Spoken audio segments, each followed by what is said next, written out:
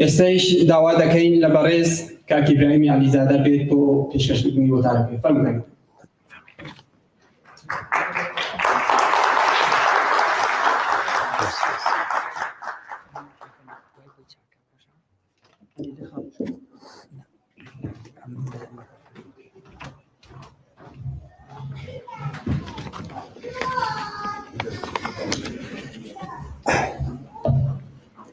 ئامادەبووانی بەڕێز،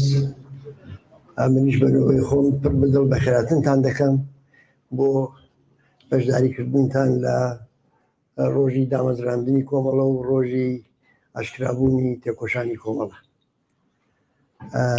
هەر لەم بۆنەیەوە منیش بەنەوەی خۆم زۆر پێش هەموو شتێک زۆر سپاسی کۆمەڵانی خەڵکی کوردستان دەکەم کە لە ماوەی ئەو نیوسەدەیەدا بە پشتیوانی خۆیان، بە یارمەتیدانی خۆیان، بە گیانبازی خۆیان، بە گیان و بە ماڵ و بە هەموو شێوەیەک کۆمەڵایان تا بە ئەم ڕۆژە گەیاندووە. هەر لەو فرسەتەدا سڵاو دەنێرین بۆ هەزاران بنەماڵەی گیانبەختکردووانی کۆمەڵە و حیزبی کۆمۆنیستی ئێران کە بەتایبەت لە ماوەی 45 ساڵی ڕابردوودا بە مقاومەت و بە خۆڕاگری خۆیان دەرسی خۆڕاگری و مقاومەتیشیان فێری ئێمە کرد. سڵاو دەنێرم بۆ هەموو تێکۆشەرانی ڕیزەکانی کۆمەڵە لە هەرکوێ هەن و شانازی دەکەن بە ڕابردووی خۆیان و سامیان هەیە لە پێگەیاندنی تا ئەمڕۆی کۆمەڵە.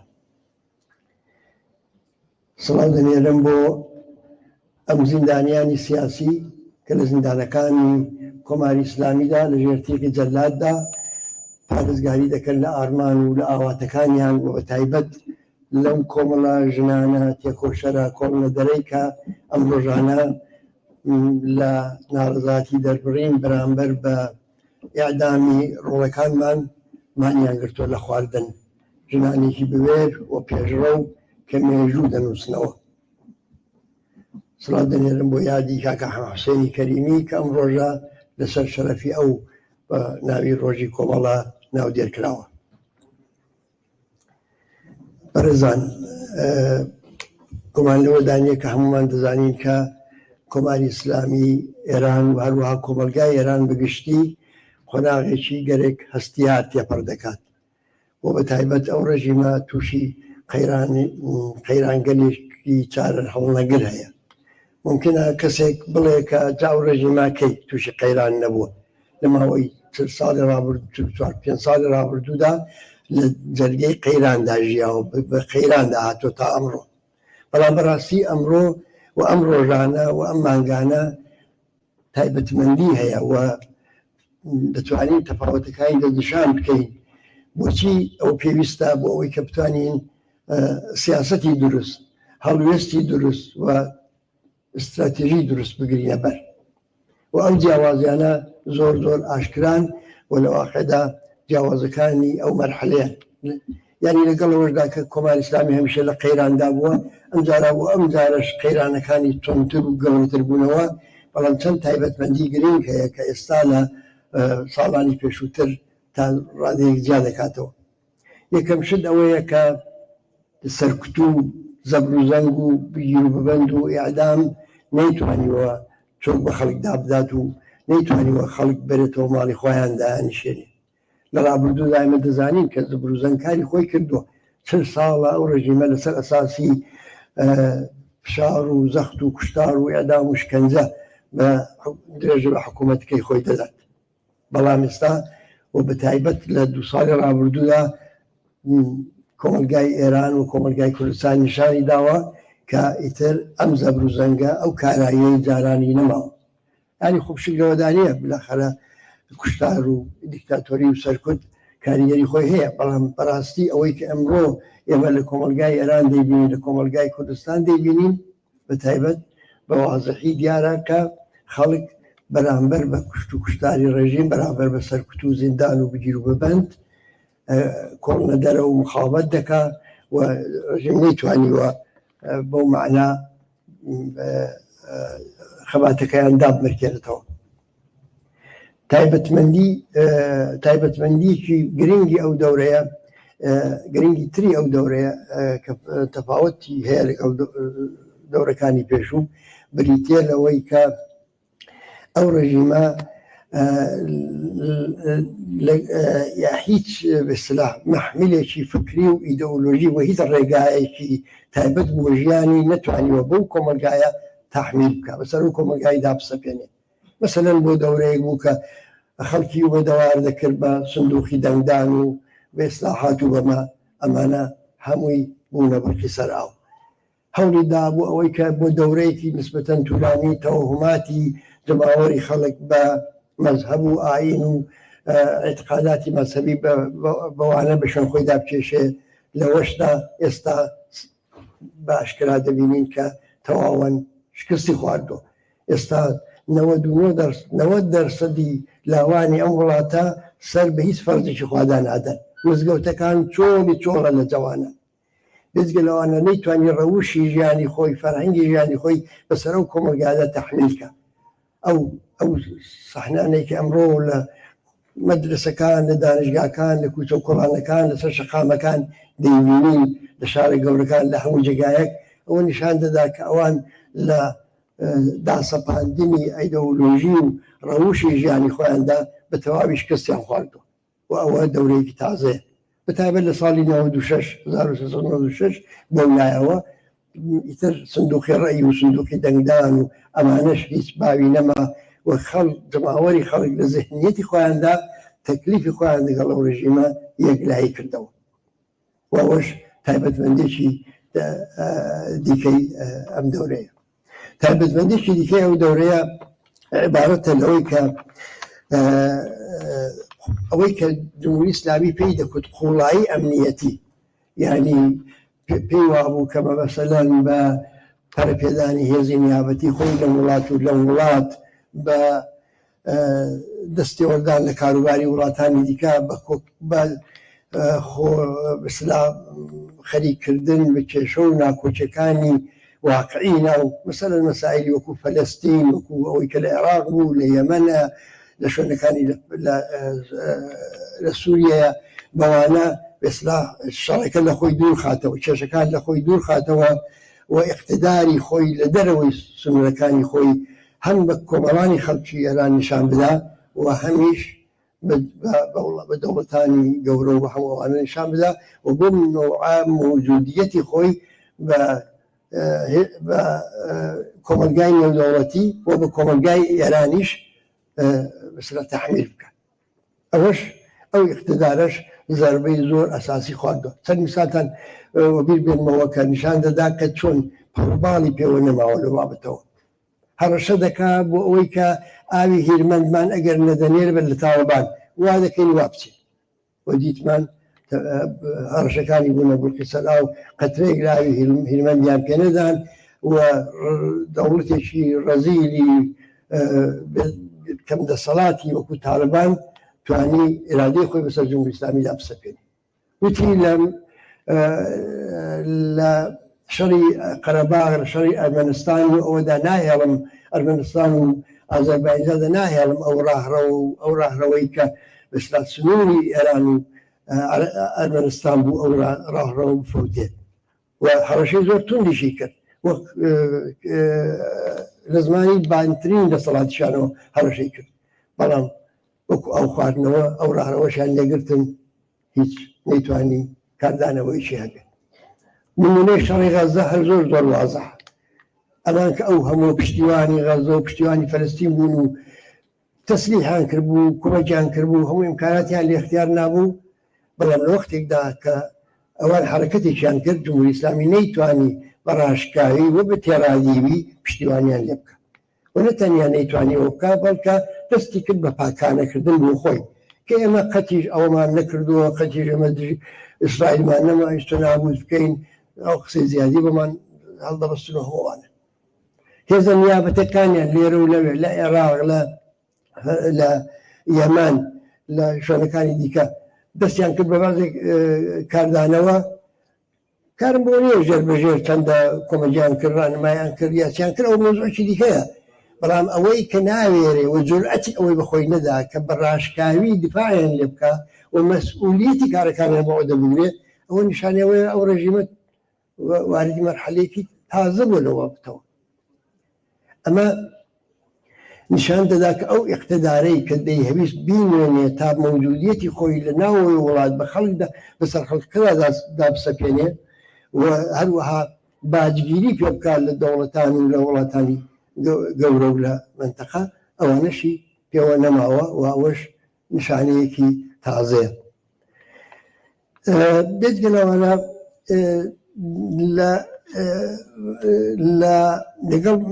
لەگەڵ کێشەیەکی زۆر قوڵی ناوخۆیی بەڕێوە بووە. ئێمە تەماشا بکەن چی ڕئیس جمهور و سەرکۆماری تا ئێستای کۆماری ئیسلامی بووە هەمووی خائین دەرچووە لە سەرزاری ئەوانەی کە سەرکار هەمووی تەرد کراون هەمووی ڕەدی سەلاحیەت دەکرێن بۆ سادەترین کاری حکوومەتی بۆ بەشداریکردن لە پارلەمان و لە مەجلیس و لەمانە حتا ڕەدی سەلاحیەت دەکرێن. یعنی کەس نەماوە بازنەی دەسەڵات وها بەرتەسک بۆتەوە کە ئیتر چی پێوە نەماوە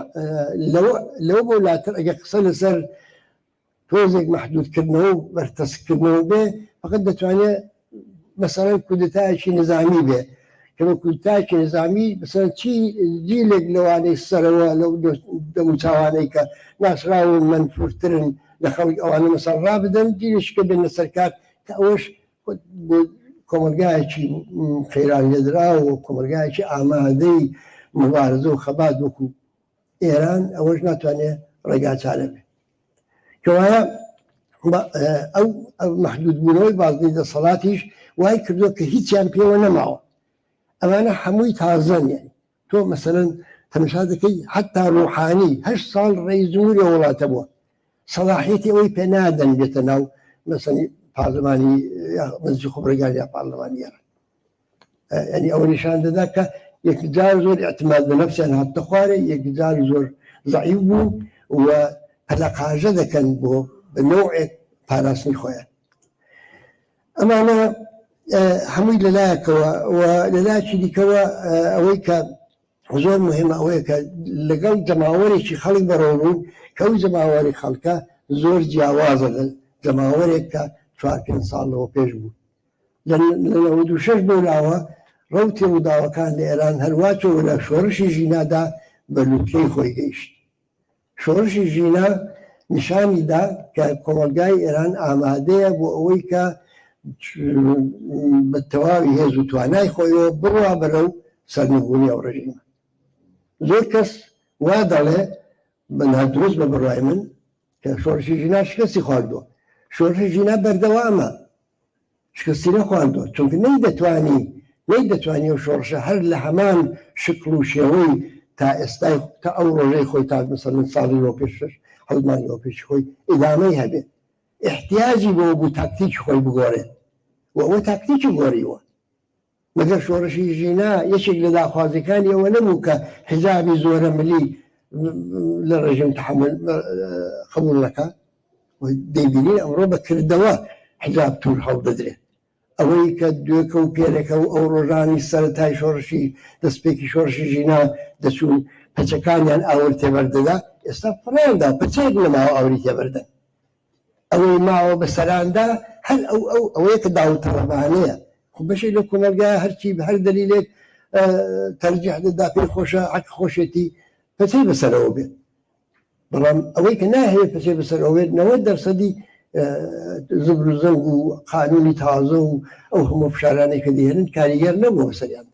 و بێجگەلەوانە ئەسڵەن خۆی ئەوەی کە فەرهەنگی ئەو کۆمەلگایە گۆڕاوە و خۆی ئەوەی کە احترامیژن لەو کۆمەلگایە چۆتە سەرێ مانای ئەوەیە شۆڕشی ژینا نەکرد لە عەرسەی خەیابان و ئەو مقاومەتە بەردەوامە بەڵکە لە هەمان کاتدا لە زێحنیەت و لە ناوەڕۆکی ئەفکار و عەقاید و بیربۆچوونی خەڵکیشدا بەردەوامە. حرمەتیژن لە خانەوادە چۆتە سەرێ ئەو فشارانەی کە تا دوێکە ممکن بوو بەژنان بێ لە خانەوادە ئێستا زۆر بە شێوەیەکی شاراوە و وا بگرە هەر ئەو فشاریانیان بەسەرەوە نییە یا ڕووی مەجلیسی نییە دژایەتی کردن لەگەڵ حقوقی یەکسان بۆ ژنان. جوانان لاوان کە تا دوێ کە وەکو ئینسانایەکی بێ ئاسۆ کە هیچ ئومێدێکیان نەبوو دەستە ڕویان دەکردە دەرەوەی وڵات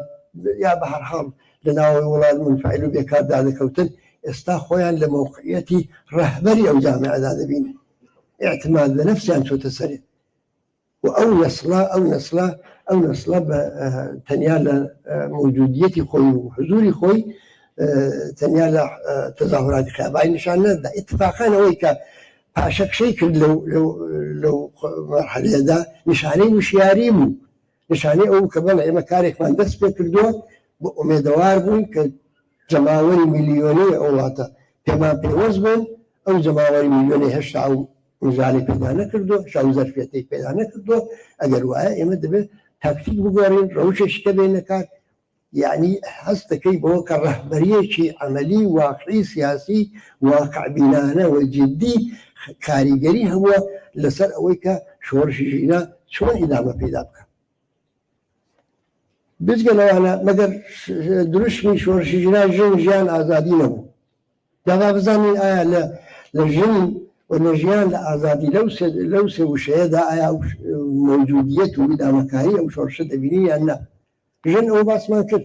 ژن پەچیان فڕێدا ژن زۆربەی ئەو یاسا و ڕێسانەی کە لە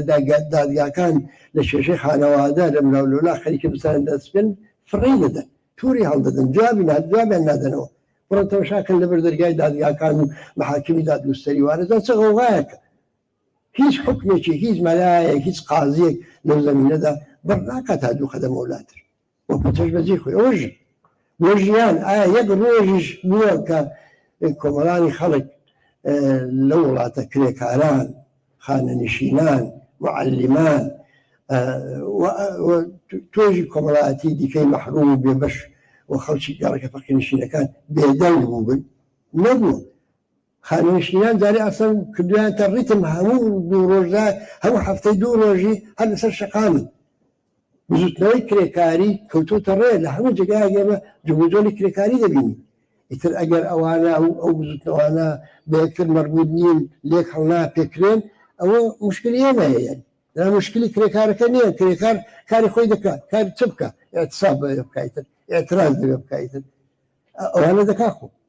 ئەگەر بێکەوە گرێ نادرێ ئەگەر هەمزەمان نییە ئەگەر ناکرێتە هێزێکی کۆمەڵایەتی سەراسەری لە ئانی واحددا کە دەستگای دەسەڵات بێنتە ژێر پرسیار ئەوە کەم و کۆرێکەیەتی بەڵام مانەوەی ئەو مەیدانە چۆن نەکراوە و بە تایبەت وەزعی اقتصادی کار بەردەوام خەریکە خراپتر دەبێ ڕێژەمیت ڕێگا چارەیەکی نییە ئەو بزوتنەوەی ڕوو لەگەشێ پس بزوتنەوە بۆ ژیانیش ئیدامەی هەیە بۆ ئازادی چاو لە زیندانەکان کەن بزان ئایا ئەو زیندانەکانی جمهوری ئیسلامی لە دەورەی شۆڕشینەوە تا ئێستا لەحزەیەک بەبێ هەواڵی گرنگ بووە دەیانگرن شکنجیان دەکەن ئازاریان دەدەن بەڵام کۆڵ نادەن لە زینداندا کە ئینسانی زیندانی کە چۆ زیندان کاری خۆی کردو چۆتە زیندان ئەرکەکەی کەوتۆ سەرشانی ئێمە لە دەرەوەی زیندانی ئێمە دەبێت ئەوە بکەین بەڵام فەزای هاوسەنگی هێز وها گۆڕاوە کە حتا ئەوانیش لە دەرونی زیندان بە سیاساڵی ڕژیمدا لەگەڵەوە لە دەست بەستراون بەڵام بە ئێرادەی خۆیان بەرەوڕووی ئەو دەسەڵاتە بوونەوە ئەو هەموو اعتراضاتە هەموو ڕۆژە دەنجیان بەجووی دنیا دەگەێنن بە هەر کلێن و خۆشببینێکی ناو زینداندا بێت دەنگیان دەبیستێ کەس ناتوانێت دەنگیا خەفەکە تەمەشای مەتبوعاتیش بکەن تەمەشای تۆرە کۆمەڵایەتیەکان بکەن تەمەشای هونەرمەندان و نووسەران و شاعران و ئەوانە بکەن کە لە تۆرە کۆمەڵایەتیەکان شت دەنووسن و ئەوانە هەمووی لە ئێران دەژین هەمووی لە ئێران دەژین ناترسن لەوە بگیان بەنە زیندان دووار پس مبارزە بۆ ئازادیش دامەی هەیە بە ئەوانەی کە پس پیان وایە ژنگیان ئازادی ئەو شۆڕشە دامرکاوەتەوە ئەو واقعیاتە زۆر ئاشکرایە و هەست پێکراوەی ناو کۆمەلگای ئەمە نابین ئەلبەتە خۆ ئیدەیەکان پیان خۆش بوو جۆرێک لە جۆرەکان سەروبەری ئەو شۆڕشە پێک بێ و کە نانتوانی کۆنتترۆلی کە نانتوانی بیگۆڕن ڕشمی مردمی هەنە ئابادی و ئەمسالی ئەوانە خب ئەوانە دەڵێن شکست ناخوارد پیان خۆشە شکستیان خوارد یا ئەو ئەوانەی کە بە هەر حاڵ خۆیان بۆ سەرکەوتنێکی ئاسان ئامادە کرد پیان وا بوو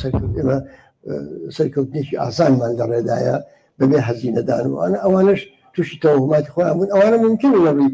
توهمات خوانو يا لروي أرزوكاني خوان يا لروي برجواندكاني خوانو بيان وابي أم شورشة توهبو بلام نخير أم شورشة لا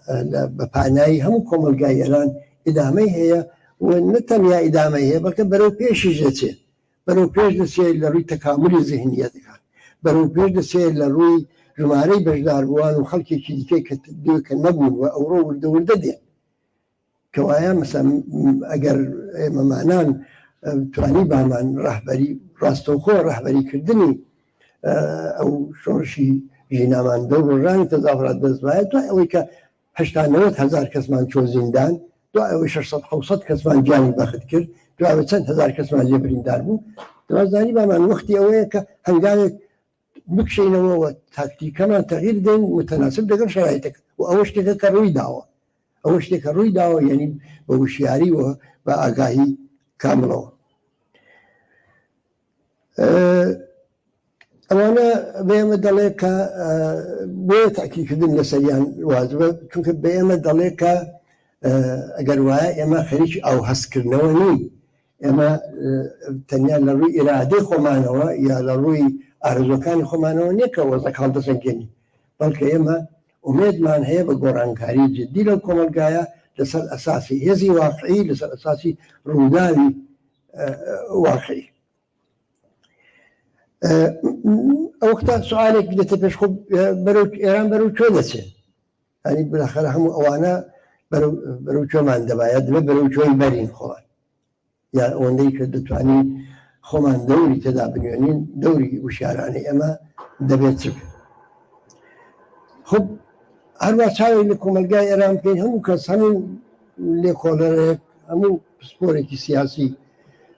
دەتوانێت ئەوە تەشخیص بدا کە لە ڕووی بەرژەوەندیەکانەوە لە ڕووی پێکهاتەی ئەترازاتەکانەوە ئەوانەی کە خوازیاری نەمانی ئەو ڕێژیمان خوازیاری سەرنگونی ئەو ڕێژیمان دوو تەیف پێکدێنن تەیفێکیان دەتوانین بۆ سادەکردنەوەی مۆزوعەکە کە واقعیشە بڵێن تەیفی ڕاست و تەیفێکیان هەر بۆ منزورە بڵێن تەیفی چەند دەبزانین هەر کام لەوانە لە چ موقعیەتێکدان و کۆمەلگای ئێران بە ئیرادەی ئەم دوو تەیفە دەبێت بەرەو چۆ بچێ یادیان هەیە بەرەو چۆی بەر تا ئەوجێکە پێش هەموو شتێک ئەوە بڵێن ئەوەی کە چ شتێک جێگای ئەو ڕژیمە دەگرێتەوە چ بەدیلێک بۆ ئەو ڕژیمە خەریکی گەڵاوە دەبێت مطلقاً تەجربەی هەموو دنیا نیشانی داوە تەجربەی هەموو انقلاباتی ئەخیر و قەدیمی و هەموو ئەوانە نیشانی داوە کە بەدیل لە ناوەوەی وڵات شکڵ دەگرێت بەدیل لە دەرەوەی وڵات ساز ناکرێ و حاضر و ئامادە لەجێ ئەو ڕژیمەدا بدرێت من کار بۆ نییە وڵاتێک ئێران ژغاڵ کەن ڕژیم بڕوخێنن حەوادثێکی دراماتیک لەو نوع ڕوو بدا خۆ ئێمە باسی ئەوە ناکەین ئەوەش ممکنە مۆزوعێک بەڵام ئەگەر لەوە بگوزارین ئەگەر قسە لەسەر ئەوە بێکە چ بەدیلێک ئیمکانی هەیە بۆی لە ناوەوەی وڵات شکڵ بگرێ ئەو وەختە دێ بزانین چی هێزگەلێک هەن کە دەتوانین ئەو موقعیەتە بەدەست بێن بۆ شکڵتان بەدیل چ شتێک پێویستە چ بەدیل چەپ بێ چ بەدیل ڕاست بێ تەشکیلات پێویستە ڕاهبەری پێویستە استراتیژی پێویستە ئەوانە هەموو پێویستە بەرەی ڕاست چی هەیە بەرەی ڕاستی ئۆپۆزیسیۆن ئێستا دەزانین ئیسلاح تەڵەبەکانی کە دەوری پێشووتر لە حکوومەتدا بوون ێستا هەموو تەتکراون بەشی زۆریانونەوە دەرسەدیان باسی تێپەڕبوون لەو ڕژیمە دەکەن دەڵێن ئەو ڕژیمە دەبێت لێ تێپەڕبوو خانووی ئەساسی و هەتا موسەوی و کەڕووبی و ئەمانە هەر ئەوە دەڵێن مشابی ئەوان حتا خاتەمی زۆر کەسیان ئەوانە دەڵێن ناسراوەکانیان باسیەوە دەکەن کە بەس ئەوانە بەڵام ئەوانە هێزێکن لە ناوەوەی وڵات کە زەرفێتی ئەوان هەیە بە سادەگی ببن بە تەشکیلات و بەڕێکخراو بە سادەگی ینی بە فەرمانێک ڕێزەکانی خۆیانتوان ڕێکخن لەبەرەوە تا ئێستا ماونەوە وەکو ئێمەمانان نەبوون لەژێر زەخت و زۆر و فشار و سەرکوتدا بووبن ئەوان مەجالی کاریان بۆ لە چوارچەوەی ئەو ڕێژیمەدا شەبکەیەک لە ڕاوەبەتی خۆیان لەنەو مدیرانی دەوڵەتی و کاربەدەستان و کارمەندانی حکوومەتی و هەموو ئەوانە پێکێناوە بەشی لە تەوهماتی تەبەقاتی متەوەسطەوەی کە دەستیان بەدەمیان ڕادەگات بەشی لە تەوهماتی ئەوانیشیان لەگەڵە کەوا بێ دێ چێهرەشیان هەیە بە ئەندازەی کافی تەجربەی حکوومەتکردیشان هەیە دەتوانین وعدەی دەرگای باغی سەوز بە خەڵکی شان بدەن و وعدەی بێبرەماش بە خەڵک بدەن بڵێن ئێمە وەزەکە دەگۆڕین و هەمووان ئەوانە جا ئەو جار ممکنیش ئەوانە پشتیوانی خارجیش بخوانە دەربکەن ئەوە واقعیەتێک یعنی ئەمان لەو زەرفیەتانە بەهرەمەندن تشکیلاتیان هەیە ڕاهبەریان هەیە خەتیان هەیە خەت و جهاتیان هەیە و بالقوة پشتیوانی خارجیشیان هەیە کەی ئەو پشتیوانی خارجە دەوێت دەبێت فێر ئەوە زەمان دەبزانێت چەندە ئەوان دەتوانن وجودی خۆیان ئیسپاتکەن بە دەوڵەتانی گەورە بەوانی کە مەنافعیان هەیە لێرە بەڵام ئەوانە دەگەڵ مشکلێکی گەورە بەرەوڕون ئەویش ئەوەیە ئەو مشکلی گەورەوەی کۆمەلگای ئێران کۆمەلگایەکە کە بەرەو چەپ ڕۆیشتووە ئەو تەمەشاکەن مەسەرەن داخوازی کرێکار چەپە ئەسڵ شعاری ژن ژیان ئازادی لە فەرهەنگی چەپدا مانا پەیدا دەکات هەر سێکی هەم ژن هەم ژیان هەم ئازادی محتەوای بەرنامەی ئێمەیە ئێنەوە هەمەگیر ئەو دروشمە تەنیا ئەوە نەبوو کە عیدەیەکی هێنا خەیابان بەڵکە لە هەمان کاتدا ئاسۆیەکی کردەوە ئەو ئاسۆیە چ بوو ئەو ئاسۆیە ئەوە بوو کە هەر کافی نییە ئەمە بڵێن بموخێ بەڵکە لە هەمان کاتدا دەشزانین کە چی بێن لە جێگای چی بینا بکەن لە جێگای و شعاری ژن ژیان ئازادی دروشمێکی ئیسپاتی بوو بۆ شکل پێدان بە دنیایەکی تازە و ئەوە نیشان دەدا کە ئەو کۆمەلگایە بەبێ ئەو دەستکەوتانە بەبێ ئیتر تازە ژن ناچێتەوە ماڵی خۆی غەیری ممکن لەو کۆمەلگایە تازە ناتوانانی ئەو تەحمیلاتێک کە چل ساڵە بەسەر ژنانی وڵاتانەوە ئیدامەی بدەین هەر کەس بێتە سەرکار ئیسلاح تەڵەب بێتە سەرکار نازەم ئەوانەی کە کوتمان بەدیلی ڕاستی ناو کۆمەلگا ئەوانە بن هەر کەسی دیکە بێ تازە ئەوەی پێ ناکرێنی تازە ژن لەو کۆتوبەندە لەو زندە و قەفەسە ڕزگاری بوو تەواو بوو ڕزگە لەوانە ئەو هەموو فەقیری و هەژاری و بێدەرەتانیە ئەگەر نانی نەخێ سفرەمانەوە ئەگەر زندگیمان نەگۆڕی پێم بڵە بزانم چۆن من دەستێنەوە واڵە خۆت و بەتابەت منێکیش کە لە کۆڵ ڕژیمێکی مەسەلەن وەکو ڕژیم جمهوری ئیسلامی بووبمەوە و ئەو بەختەکە سەری ئەو کۆمەلگا لاچوو بێ وەختە تۆ هیچ فکرێکیش بۆ ژیانی من نەکەی بۆ بەڕێچوونی نەکەی بە هەرو وا فەقیر بم هەروە بێدەرەتان هەروە بێکار بم هەروە بێ ئاسۆ قبوڵ ناکەن لە هیچ کەس ئەو وازەحەیە وازە دەباشە ئێستا ئێوەی ئیسلاحتەڵ ئێوەی کە بەدیلی ڕاستن بۆ چ پرۆژێکتان هەیە بۆ باشکردنی ئابووری وڵاتە هیچیان نییە تەمەشای قسەکانیان کەن تەمەشای نەخشە عەمەلەکانیان کەن هیچ شتێک نییە زیاتر لەوەی کە مەسەلەن فەرزکە لە باشترین حاڵەتە لە تورکیە کراوە لە باشترین حاڵەتە لە پاکستان کراوە لە باشترین حاڵەتە لە میسر کراوە هیچ شتێک لەوە نیە ئەلگویەکی غەیری ئەو ئەلگوی یا نیۆلیبەراڵی یا نیۆلیبەراڵێکی تعدیل کراو لەبێ هیچی دیکان وەکو ڕێگایەک بۆ باشکردنی ژیان بۆ اقتصادی وڵاتانی لێ ئەمانە لە وڵاتانە دارێ بۆ بوون بەزگەیشتوە لە ئێران کە ئەوختە باسیەوە دەکەن کە خەڵک حرەکەتی کردووە و سەرنگونی و ڕژیمە یا سەرنگونی کردو باسیەوە دەکەن کە بەدیل چۆن شکلی گرتو یا چۆن شکڵ دەگرێت لەبەرەوە ئەوانە دەوڵەتی مستعجلن ئەنی بێشنە سەرکار دەڕۆن و ئێمە ئەو قۆناغا ممکنە ناچار بین تێپەڕکەین ممکنە ناچار بین ئێمە حکوومەتی ئەوانەش ببینین بەڵام ئیتر ئەو حکوومەتی ئەوانە ئەو حکوومەتە نییە کە 44 ساڵ وەکو بەختە کەوتە سەرژیانمان بۆچی چونکە تەمەشای دروشمی ئێستا بکەن داخوازیەکان متالباتی ئێستا بکەن پێکهاتەی خەباتکارانی ئێستا بکەن مقایسە بکەن لەگەڵ ساڵی 57 کە مەرگ بەرشایان دەکوت و دوایش بوو بە حیزب فقط حیزب الله و ڕەهبەر فقط ڕۆح الله ئەو مقایسەکە ئەوختە معلوم دەبێت ئەو دوو مەقتەع وەکو یەکوانین و تاریخی ساڵی 1434 و ئەو دوسێ ساڵی ئایەندە تکراری سادەی تاریخی 57 نابێت ناتوانێت بێت دەبرۆ کۆمەلگاکە وا هاتووە وای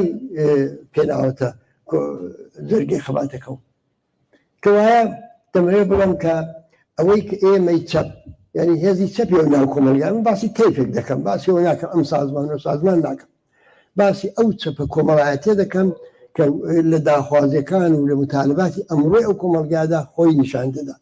باسی ئەو چەپە کۆمەڵایەتێ دەکەم کە ئەو دروشمەی بەرزکردەوە و کردی بە دروشمێکی جەماوەری باش ئەوانە فرسەتی تاریخیان هەیە بەڵام بۆ ئەوەی کە ئەو فرسەتی تاریخیە بتوانن کەڵکی لێوە بگرن چیان پێویستە ئەو کەمبودانیان پێویستە کە لە ڕابردوودا بوویانە دەبێت جوبرانی کەمەوەی تر دەبێت تەشکیلات دروستکرد دەبێت ڕەهبەری شکڵ پێ بدەن دەبێت مەخمولیەتێکی کۆمەڵایەتی بدەن بە شعارەکانیان بە بەرنامەکانیان بەڵام ئەوە ناکرێت ئەوە بەدینایە مەگەر ئەوەی کە دەرەجەی لە دموکراسی بێ لە وڵاتە یعنی بەبێ ئەوەی کە دەرەجەی لە ئازادی و دموکراسی لە وڵاتە دابین بێ تاو هاوسەنگی هێز بگۆڕێ ئەوانە ناتوانن لە ژێر تیغی دیکتاتۆری و سەرکوت و کوشتوبڕدا ئەو کەمبوودە تاریخیانەی خۆیان جوبرانکەنەوە سازمانای سیاسی معتەرزی چەپی تەیفی چەپدا لە دەرەوە وڵات دەتوانێت بە حیاتی خۆیان ادامە بدەن بەڵام شکڵ پێدان بەو بەدی لە چەپە کۆمەڵایەتی کە لەناو کۆمەلگای ئێراندا و دەیەوێت ژیان بگۆڕێ دەیەوێت ئازادی بقەید و شەرط لە کۆمەلگای بەرقەرارکە ئەوە بەبێ ئەوەی کە بتوانێت لە دەرەجەیەک هاوسەنگی هێزی جیاواز بەهرەمەند بێت کەوایە ئەوە بە چ نەتیجەیەکمان دەگەیەنێ بۆمان دەگەیەنێ کە ئێمە احتیاجمان بە زەمانە بە فرسەتە ئێمە احتیاجمان بە فرسەتە بۆی بتوانین ئەو کەمبوودە تاریخیانەی کە یا بەهۆی ئەساسەن بەهۆی سەرکوت و کوشتوبڕ تووشی بوون یا بەهۆی شکالات و عیب و نەقسی لە کاری خۆماندا بووە وەروەری چەند ئەوە جوبران کەینەوە ئەوە زەمان پسکەوایە ئێمە دەبێت بۆ ئێمە ئەو شۆڕشە ناتوانێت شۆڕشێکی زوودخایەنی زوودڕست بێ ناتوانێت وا بێ لەبەرەوەی کە ئێمە فرسەتمان دەوێت بۆی کە بتوانین ئەو بەدیلی کۆمەڵایەتی خۆمان شکل پێ بدەین دە باشە ئەو فرسەتە چۆن بەدەست دێت چونکە خۆ خەڵک ناتوانێت هەر منتەزر بێت هەر منتەزر بێ بزانێ ئێمە دەڵێن چی ئێمە چ دەکەین دەبێت ژیانیشی بگوزاری آخر دەبێت ژیانی ئەمڕۆشی تەئمین بێت دەبێت کەمتر بچێتە زیندان دەبێت کەمتر بکوژرێ دەبێت حەقی بانشەستەیە حەقی بانشەستگی خۆی سەری وەختی خۆی وەرگێ کرێکارە دەبێت حەقدەستی ئیزافی وەرگێ بۆ بتوانێت لەو فەلاکەتی اقتصادیە وەلەو ذەڕەیەکیش بۆ بێتە دەرێ کەوایە درێژکردنەوەی مثلا ینی ئەو فرسەتی کەمان دەمانێت و درێژکردنەوەی ماوەیە و خەباتە لە هەمان کاتدا دەتوانێت و دەبێت ببێ بە پرۆسەی باشترکردنی ژیانی خەڵکیش تەغییر لە ژیانی خەڵکدا یعنی وەختێک ئێمە دەڵێن مبارزە بەر عەلەیهی بۆ بەسەرەنی ئیعدام مبارزە بە عەلەیهی شکنجە مبارزە بۆ ئازادیانە و دیفاعی منزورمان ئەوە نییە کە پێمان وابێ ئیلا بیلا ئەو هەنە بەدینایەن جاگە بەدینایەن ئەگوابێ ئەو هەموو زەڕەند و زەحمەتەی بۆچی ئەگەر قەرار بێ ئەمە ئاو هەستکەینەوە و نەتوانین تعدادی ئەو کەسانێکی ئەدام دەبن کەمکەینەوە و نەتوانین نانەی بێنە سفرەی کرێکارەوە بچی ئەو مانای ئەوەیە کە ئێمە دەتوانین ئەو کارە بکەین یعنی ڕژیمی جمهوری ئیسلامی و هەموو ڕژیمێکی دیکتاتۆری وەکو جمهوری ئیسلامیش قابلی ئەوە هەیە پاشەکشەی پێ بکەین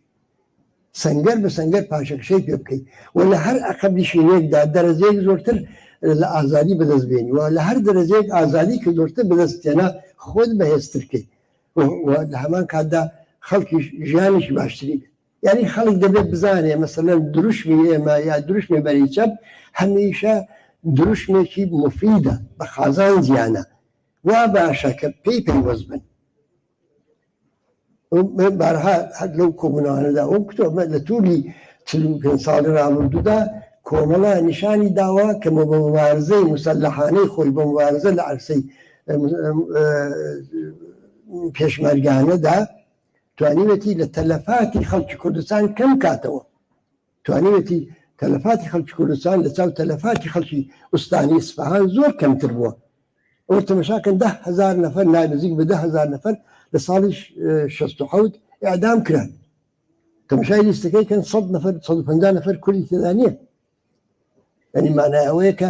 ئێمە بە مقاومەتی خۆمان دوژمنمان ناچار کردو کە بەزەشە تەحمیلکە ئێستا پێشمەرگە خەڵک دێ بۆ پێشمەرگایەتی چەند مانگ دەمێنێتەوە چەند ساڵ دەمێنێتەوە لە رادیۆ و تەلەڤیزیۆنی کۆمەڵە و گوێ هەرچی پێی خۆی بە جمهوری ئیسلامی دەیڵێ دەڕواتەوە ڕۆژێک ڕای ناگرن ئازادی دەکەن مەگە شاکی خصوصی بێ یان جۆریشی ئەمە ئەوە چی ئەو مانای ئەوەیە کە پسکەوایە ئێمە بە جامعەی کورد بە کۆمەلگای کوردستانمان نیشان داوە کە حیزبێکی مفیدی بە قازان زیانی لە نەبوونی ئێمەدا زۆرتریان زەرەر دەکرد زۆرتریان تەلەفات دەدا لەگەڵ زەحمەتکێشی خەڵکی خێژاوەڕۆ دانیش و قسەمان دەکرد وتم ببەخشنێ 9 ساڵانە زۆرمان دەردی سەر بۆ ئەو دروست کرد کۆڕەوتی جادەتان بۆ کێشاوین بەرقتان بۆ هێناوین کە ئینتەرنێتتان بۆ هێناوین چ زەحمەتە هەموو ئەوەی هێناتانە خۆ لەبەرەوە نەبوایە ئەبرن لە بلوچستان بزان ئەوانە کراوە بلوچستان و کوردستان دوو ئوستانی لە ڕەدیفی خزمەتگوزاری کۆمەڵایەتەکان ڕەدیف ئاخرەکانی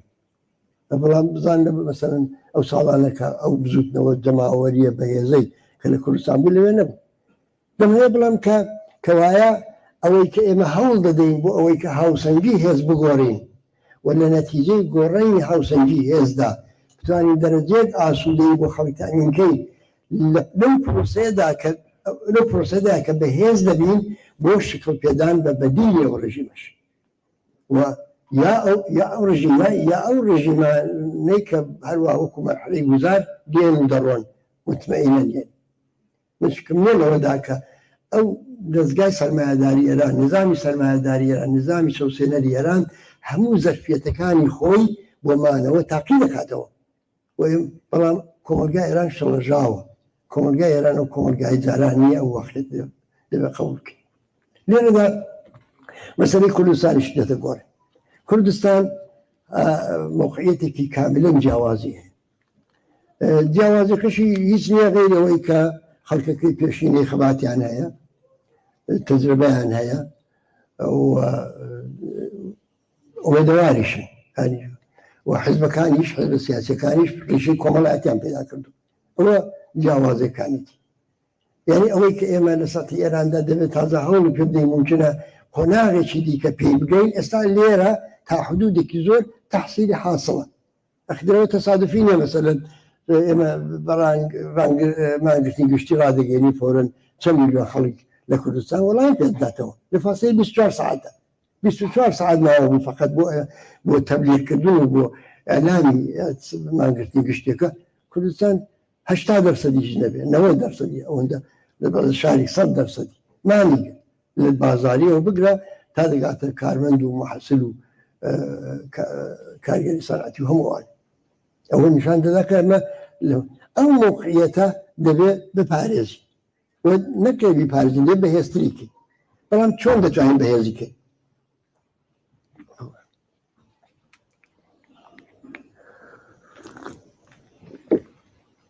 چۆن دەتوانین ئەو موقعیەتە بەهێزکەین دەبێت ئەو کەم و کوڕیانی کە هەمانە بتوانین لەو پرسەتانە کەڵ وەربگرین و بەرتەرەفیان کەین مەسەلەن ئەگەر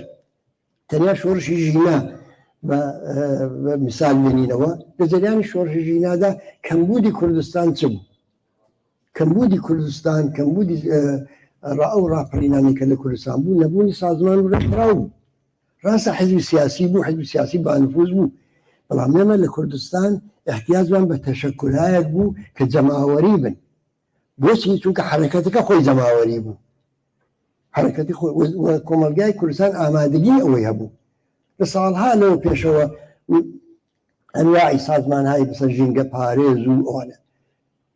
خەڵک دەچێت دەیەوێت بۆ کوونەوەردی بچێت بۆ وەرزش بچێت بە شێوەی سازمانی یافتە دەچێت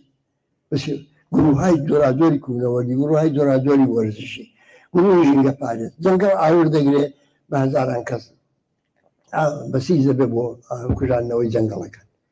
کۆڕۆنا دێ خەڵکێکی زۆر بەسیج دەبن بۆکی یارمەتی یەکتر بدەن و مثلەن ئازاری جەماوەر کەمکەنەوە بوو نەرزە دێ سێڵاو دێ بەهانای یەکترەوە دەچێت و هەردووکە و پێرەکە بوو لە منتەقەی نەغەدە و شنۆ دیتمان نزیک بە 30,000 کەس و شاید زۆرتریش بەڕاستی لەسەر تاسەری کوردستانەوە خەڵک کۆ دەبێتەوە و دەچێت بۆ تەشەی جەنازەی سێدانە کوونەوەر هەموو ڕۆژە لەو وڵاتە خەڵک گیانی لەدەست دەدا بە تەسادیف ڕانندەجی بەمدا بۆلا بەڵام ئەوە سمبولیکە یعنی چونکە کوونەوەردیش حتا معنایەکی سیاسی پێدا کردو لە وڵاتە بۆ معنای سیاسی پێدا وە کوونەوەرد خۆی بە نەفسی ئەوەی کە دەچێتە شاخ و کێونەوەردی دەکات بە نەفسی ئەوەی سمپاتی و علاقەی و سۆزی خەڵکی کوردستان بەرەو خۆی ڕادەکێشێت ئەوە معنای ئەوەیە کە ئەو کۆمەلگای زەرفیەتێکی ئاوای بووە بەکار نەهاتووە باش بەکار نەهاتووە زور ما دي وتم بولا رزال سواو وانا هم عندي كورونا واخيرا معدده وانا ما عندي ظرفيتي او كمودك فزوا اما دبي لسر او بيد اقريبك او حول بدي او معناه هذا بيداني فعاليه حزبيه فعاليه حزبي خوي ميكانيزم خوي هي حتى مش محدوده تلقى دجمن بهاني اللي دقري دجمن فروندي وصل ذكاء وناك فروندي كل جماعه دقلوا 3000 نفر كتوت عشان جنازي سدانا كونور صدق هذا كلام دي خلشك بهاني يكتبوا سلبوا لرزولا الرداوي دي صدق هذا كلام انا تشفيناك اول مهم اول نكته كا وكل درس شورش جنادي اول نكته دوم كزول مهم بكردستان ده بما بيداغيل سركين مسألة خباتي تقدارية هو مسألة اعتماد بنفسه برابخوي جماوري خلق كم بودك إما بمعنى إما بزاربكو كمال باسيك كم بودك إما بمعنى أو بوك إما لتولي نزيك بسيصال رابردو إما خباتي تقداري ما نكردو طبعا قفت ماني كتهازمان لو زمينة مهنا أو تقول قفت ماني كتهازك خلق بزانه خباتي سقداري رابردو چون بو دسكوتكاني چبو آيندي چونه دهاتو چيلت تصور ناكره شرايكي استاذك بموشك وبدرون بجوجل وحوان ادرس زمين درته ونظام العثمان وحمشت كنترول ذكر استاذ مثلا خباتي بيجمرجاني سنتي بتبع دعم بدي وكو جاران بيجمرجا بچتو وجوله بكاو او كمثلا استيصال بيش اما كربا طبعا آية أو رجيمة كيك بشوي مسالمة تاميس فقط بروته كنار أجر نار روجك للرجال زور جد بكار بينين أو زور ده بالجي خوي بكار بينين وقفت كي أو زور كي وشون وقفت ما وقفت بفرحين جدا معور يعني بو أويك أو خلك هنيش منتظري قارمانانك نبن أو بريس نور بين رزقاريان كان بلکه بزن که به هزی خوان دبی و کارک و اما براستی زمینه او خوش بلان بداخل و امش ولکاتی خویه باش بدمی و نسوی اما ل 1384 بوزن بله لجریانی کشتین شانی سر قادری که بونا فجیعه جاری بخت کرد لجریانی او دا اما خوان بتنیا کمال فقط بتنیا او خیالتا کمترین شعبات بو كومالا فقط بتني اعلامي الوهيكي كرت اعلامي ما قلتني قشتي وصلت اسري كردستان جابي او درسي بوهم باش دباور ما نقفاك كومالا كردستان او بيامي ورقفتو كرقايتي ديكش هيا وصل كوت او مدوار نبي خباتي سقلاي لبشتوي سنركات ولا مان كادا او مدوار نبي بويك لسد تانكي فلان ولاتي داجي كريا وفلان ولاتي نزل هيزي الدنيا دتوان رزقاري ببركة رقايتي ميان بورنيه فقد به هذي خوي رزقار به وهذي خوشي واقعا هذي شيء ميجو كرده يجي في تاريخ ساز وهذي او بكرده ودتواني او صعب غور اما اوش دبي او كين اوش بخينا جيب خينا لو كم اول بوداحتين نزيك لو دوره دائما في استماع بوي اسا مثلا من هذه بيشمرجية مو تشكيلاتي مع هريم كردستان كنتو تجر فلانو إما دبي بخلقي كردستان يعني بدليل نبوني أو قفت معنا لكاتي خويدا استا زور خلقنا حقينية تصور كاكاو إما لجر فشاري مثلا كماري إسلامي دا لجر فشاري دولة العراق دا لجر فشاري حكومة هريم دا خليكي مثلا شوي شديك لكار رتاو دكي هو حق نبوة يعني حق وابو كخلو زوج تاج بزانه كإيما لبي صالو بيشو لسي صالو بيشو كتمانا كردستاني على هريم كردستان ناتوانا بيشتجبي إيما بي ناتوانا بيشتجبي إيما بي أويا دبا كنت طبعا هيش نبيلا باستيصال رابط زميني كشكل فعاليتي مدني بديلة كل جاي وزينة كبو خباتي تقداري سنتي خليك قلالة دلي ولا ذهنيتي خلق جدا كذا دي أقر أومان كذا إستا زور مشكلة ولين ما إما اشتكي سير ما نكرتو إما كردستاني ده إستا قصة وين إستا لأن كم قصة وين ككردستاني عراق بو إما وكو ألمان وين وەکو سوئد وایە وەکو هەموو وڵاتێکی دیکە وایە ئەمە لەو وڵاتانە چالاکی سیاسی دەکەین لەوێش دەبتوان چالاکی سیاسی بکەین خۆی خۆتان ادعا دەکەن دەڵێن دموکراسی مزافەن ئێمە بەشێکشین لە ملەتێک کە بەشێکی لەم بەرەیە بەشێکی لەو بەرەیە لەبەرە زۆر تەبیعی ئێمە لێرە ئەو حەقە بە خۆمان بدەین کە فعالیتی سیاسی بکەین و بێجگە لەوانە فعالیت سیاسی ئەمە پشتیوانێکی جەماوەری لە خودی هەرێمی کوردستانی دەپشتە یعنی ئەوە نییە خۆ لە دژی خەڵکی ئەو وڵاتە بیا لە ئەوە ئەمە کتومانە دەرسەر بۆ دروست ناکەین مەرزەکان تێن لێ دامن ناکەین هەمووانەوە زۆر پێشتریش کتو بۆ مانای فعالیتی ئەمە دەبن ئێوە کە تازە دەزانن کە بەشێک لە میلەتێکن یا دەسەڵاتداری ناو میلەتێکن کە لە ڕۆژانی تنگانەدا چۆن بەهانای یەکترەوە چوون چۆن سنوورەکان بەزەندراون لەو لاوە بۆ لاو میلیۆنان نەفەر هاتوون لەو لاوە تو میلیۆنان نەفەر چوتە ئەو لاو حەواوەتەوە خەڵک من لەبیر من لە 75 ساڵانی دواتر لە هاتنسەکاری جمهوری ئیسلامی هەوانەدا خەڵکی کورد لە کوردستانی عێراق کوردستان هەرێمی کوردستان کە ئاوارە دەبوون داهاتن بۆ کوردستانی لای ئێمە بۆ کوردستانی ڕۆژهەڵات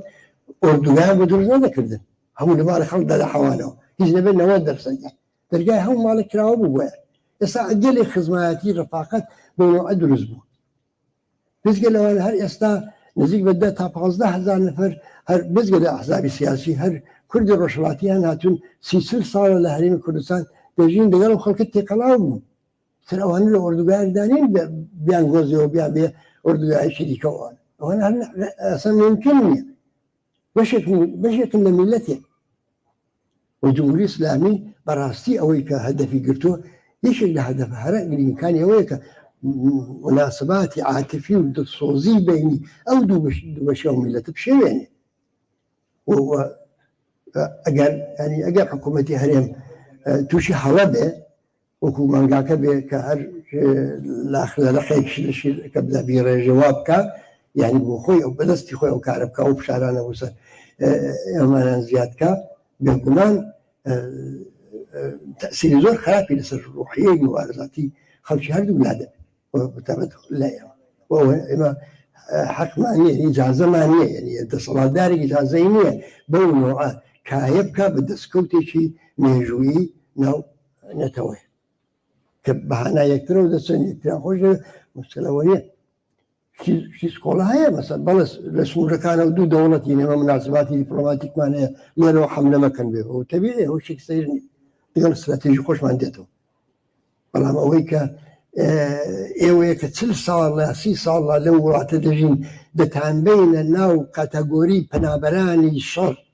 لە قەوماوان و پەنابەرانی شەڕ و لە گۆشەی لە ئۆردوگایە خۆتان دەکەینەوە سینی خاردانیشی بدوارە دەچێشین ئەوە نەشودا وغیرە ممکنە وغير ممكن يعني لو كمالاتي وغير ممكنه اصلا الجامعه اخوي اجازه نادا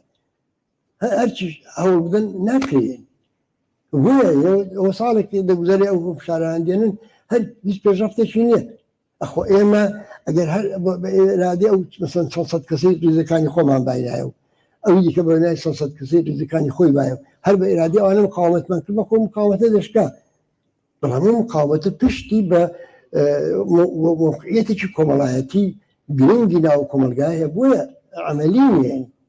هرشي دولتي عراق ديان مأمور ديان انت مشاور دعاء كان دكان أملاده كان أولاده كان يكحن قال ناتو عن ببني بيش قوي جدا بوان جب جنابي معنى أويك وعند قلب مسألة صعدي وكو هو مربوني مسألة صعدي وكو فنابران ومربوني كبتوان هنابري السوري مثلا ديان برا السوري وخلق لأن في شرعة واردة به لا عزي مثلا هفتيك دعمان جيكا مليون خلقية أو برا خده وردو قاعد شبه درسكي لما جوري فكر شبه فيه والله موتي قلابيتي كومالاتي أنيقا بيدابو تمام بلان كا أما مسألة إيما لهرين كردستان زور قري خواردو بمسألة كرد بقشتي يعني راستك إيما استراتيجي من روخانی کۆماری ئیسلامی و ڕاستە کە ئێمە دەزانین هیچ دەستکەوتێک لە کوردستان ئەگەر تەنانەت بەدەستیش بێ پایەدار و سەقامگیر نابێ مەگەر ئەوەی کە دەسەڵاتی مەرکەزی بڕوخێ مەگەر ئەوەی هاوسەنگی هەست لە سەراسەریدا بگۆڕێ دەستکەوت بەدەست دێ ئەڵبەتە بەڵام کۆتامەدەت دەبێت دەیەستێنەوە دووبارە لەشکی چێشی دەکەن دەیەستێنەوە بەڵام ئەگەر کۆمەلگای ئێران پێ بنێتە دەورەیەکی خەباتی شۆڕی گەڕانە و بە شۆڕشێکی کۆمەڵایەتی سیاسی گەورە ئەو ڕژیمە بڕوخێ لەو سۆرتەدا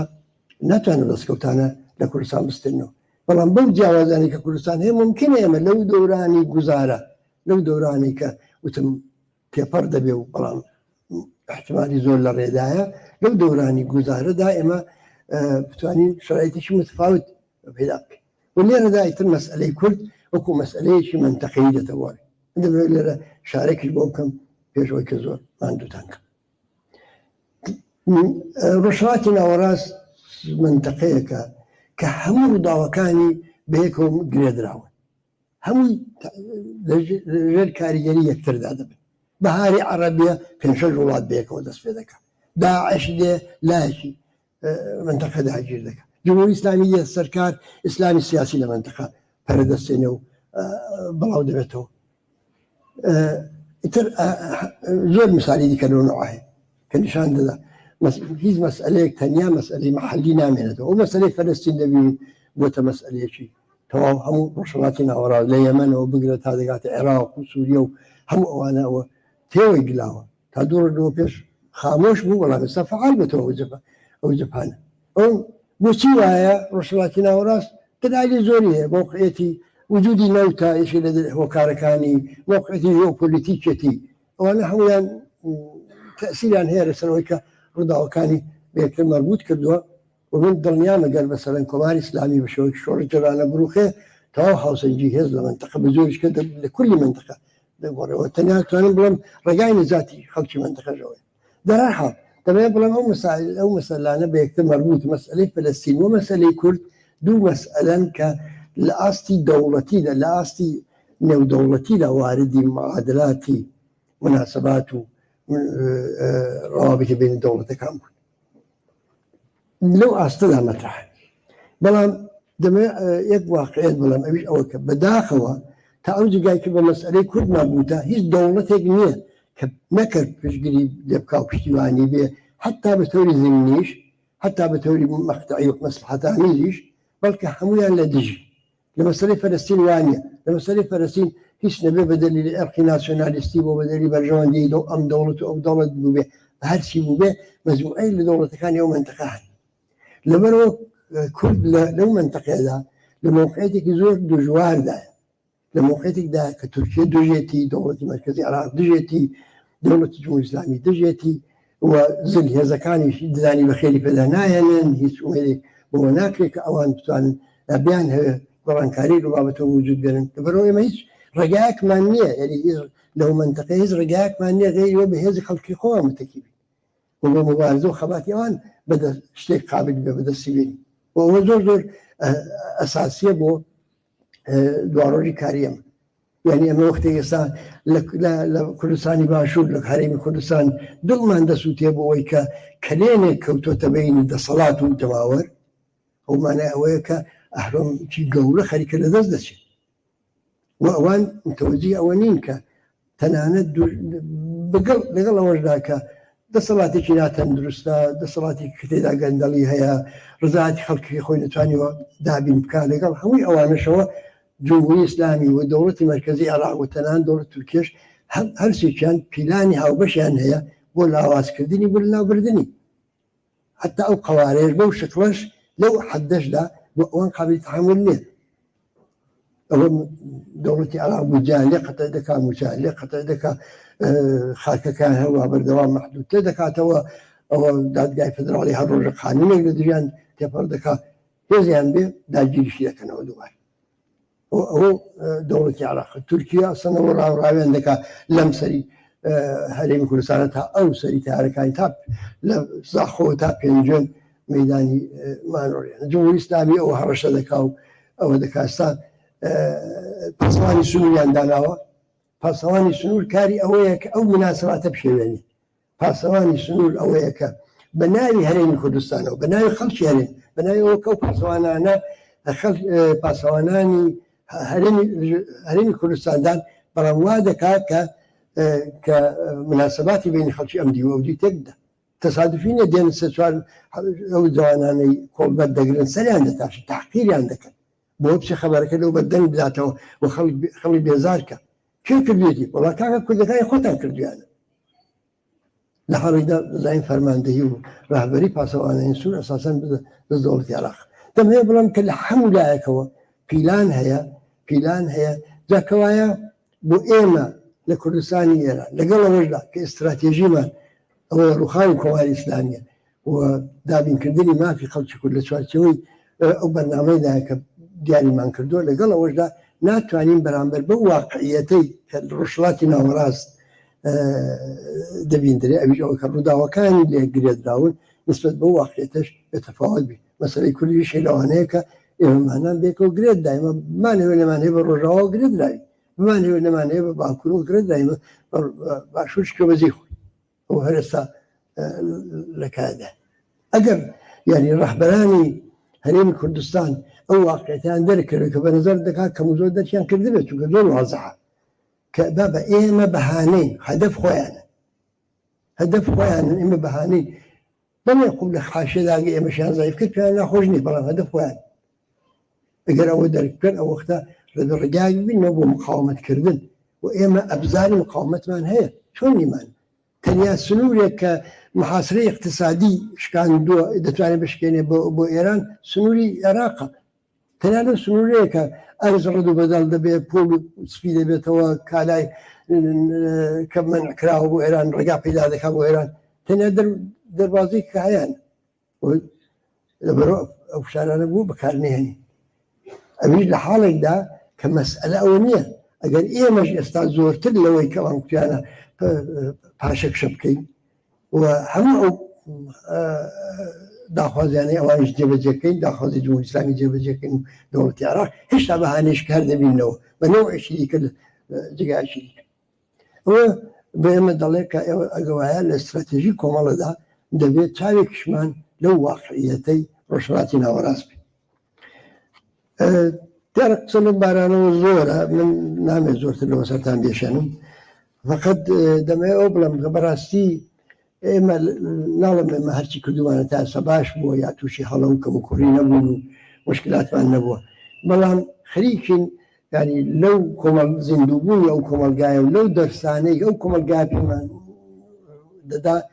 کەڵ وەردەگرین بۆ ئەوەی کە خۆمان بناسین شرایطەکەمان بناسین و کاری باشتر بکەین بۆ مفیدتر بین بۆ ئەوەی کە کاری باشتر بکەین و بۆ مفیدتر بین دەبێت متحدتر بین بۆ نمونە ئێمە هەوڵ دەدەین بۆ ئەوەی کە هەر هێزێک کە خۆی پێ چەپە پێ سۆسیالیستە پێ بەرابەری تەڵەبە ئەوان لە دەوریە کۆ ببنەوە ئەمە هەوڵ دەدەین بۆ ئەوەی کە تەناقوزاتی ناو هەموو حەزبە سیاسەکانی کوردستان بە هەموو ناکۆچەکانیانەوە کەم بکەینەوە ئێمە دڵنیاین بۆ ئەوەی کە سبەی ڕۆژی کوردستان شەڕی ناوخۆ لە کوردستانی ئێران ڕوو نادا لەبەر وشیاری خەڵک نایەڵێ وشیاری عینی خەڵک لە مەیداندا بێ نایەڵێ شەڕی ناوخۆ لە کوردستان وەختێک ڕوویدا کە پێشمەرگە یا هێزی پێشمەرگە ڕابطەی لەگەڵ خەڵک قەتع بوو یا کەم بوو سبەی ئێمە بۆ خەباتێکی جەماوەری شۆڕشێکی جەماوەری هەوڵ دەدەین کە بتوانێت ئەو ئەبزارش بکات بەڵام ئەو کافی نیانە یەکتر نەکوژی ئەوە هیچ هونەرێک نییە ئێمە دەبێت لە هەمان کاتدا مەرزوماتی سەرکەوتن بە ئاسانترین و بە کەمدەردی سەرترین ڕێگا و بە کەمترین تەلەفاتیش فراهەم بکەین کاری ئێمە هەرەوەنێت تازاندن و بڕۆنە پێشە و قوربانی بدەنەوە کاری ئێمە ئەوەیە کە توانین ڕێگای نیشان بدەین کە بە کەمترین ئازار و کەمترین تەلەفات بتوانین ئەو قۆناغا تێپەڕکەین کۆمەڵە بەوە متعاهدە بۆ ئەو هەوڵ دەدا و ئێمە تا ئەندازەیەک ناڵم زۆر تا ئەندازەیەک نیشانمان داوە لە خۆناغا هەستیارە مێژوویەکاندا لە خاڵە وەرچەرخانە مێژوویەکاندا لە مەجموعدا هەڵوێستی باشمان بوو بین دڵگەرمتر بین و بەکاری بێنین بۆ بەسەرکەوتن گەیاندنی خەباتی ئازادی خوازانە و شۆڕش جێرانەی کۆمەڵانی خەڵکی کوردستان زۆر سپاس و ماندوو نەبێت